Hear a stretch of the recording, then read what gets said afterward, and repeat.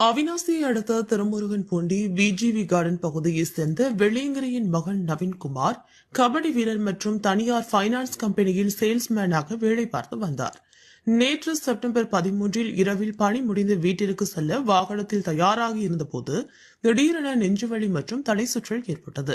சில நொடிகளில் பைக்கின் மீது சாய்ந்து கீழே விழுந்து உயிரிழந்தார். அருகில் இருந்தவர்கள் அவரை திருமுருகன்பூண்டி தனியார் மருத்துவமனைக்கு கொண்டு சென்றனர். அங்கு முதலுதவி அளிக்கப்பட்ட பின் அவினாசி மருத்துவமனைக்கு அனுப்பி வைக்கப்பட்டார். அங்கு பரிசோதித்த மருத்துவர்கள் நவீன்குமார் ஏற்கனவே மாரடைப்பால் இறந்து விட்டதாக தெரிவித்தனர். அவரது உடல் பிரேத பரிசோதனைக்காக அவினாசி அரசு மருத்துவமனைக்கு கொண்டு செல்லப்பட்டது. சம்பவம் குறித்து அவினாசி போலீசார் வழக்கு பதிவு செய்து விசாரணை நடத்தி வருகின்றனர். இந்நிலையில் அலுவலக வாயிலில் நவீன்குமார் சாய்ந்து விழுந்த காட்சி அங்கிருந்த சிசிடிவியில் பதிவாகியுள்ளது.